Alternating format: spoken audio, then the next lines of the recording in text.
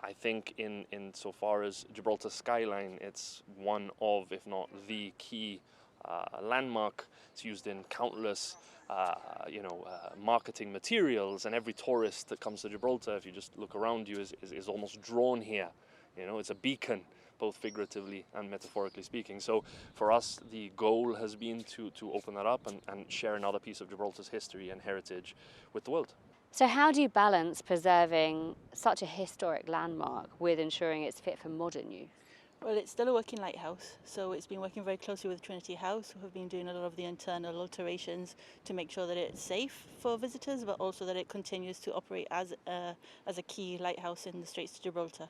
So that's something that's been very much at the forefront of this project. From our point of view, together with Wright working together on putting together the visitor experience, scripts, the storytelling, recruiting guidance, and also being able to tell the many stories that there are about not only the lighthouse but the Straits and the Europa Point area itself and its importance to the history of Gibraltar, but the history to the whole of the area. And would you be able to share a little bit of the lighthouse's history with us? Well, the lighthouse itself was built, or at least the foundation stone was laid in 1841, and then it came together quite quickly after that. It came as a result of a number of very serious incidences in the bay, obviously where Gibraltar is. Even today, I think there's over 160 ships. I can't remember if it was an hour or a day going through the Straits. So it is a very one of the most important pinch points of maritime traffic in the world. So there are many stories here to tell, but you'll have to wait for the tours to find out a bit more. So what condition was the lighthouse in when work began, and did you have any issues or hurdles with the restoration? We were lucky enough that because we've worked with and are continuing to work with Trinity House, they're handling all the internal work. So like Claire said earlier, it's a working lighthouse. So you have to be able to balance that visitor engagement and opening up to the public, but at the same time, it's fit for purpose to what its actual role is. So there are obviously issues where there'll be health and safety that has to be taken into account. So things have been altered within the context of that as the core ethos, but at the same time making sure that it balances the lighthouse keeper's role, the role for the conservation of the historic building itself, and then again opening up for the visitor. Pre-automation, this was what was used to rotate the light.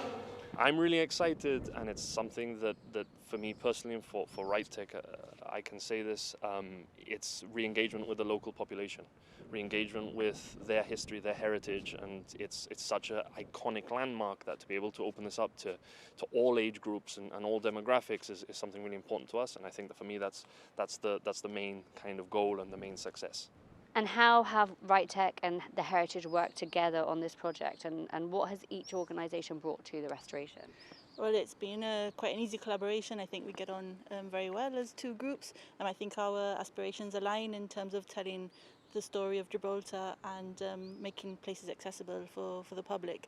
So from the Heritage Trust point of view, we've taken care of the scripts, the historical research, a lot of the on-the-ground preparation. For us, this is a charitable partnership. So what we wanted to do was make sure that the Heritage Trust were leading the way, and this was one of their sort of like spearhead projects in a commercial sense, because at the end of the day, who better to run our heritage sites than the Heritage Trust. So for us, I think it was a match made in heaven, and then we had to look at it in terms of our experiences in the sites that we already manage in the Upper Rock, how you deal with large numbers of people, what's the best way to engage those people, and what's the best for not only the experience, but for the conservation and protection of the site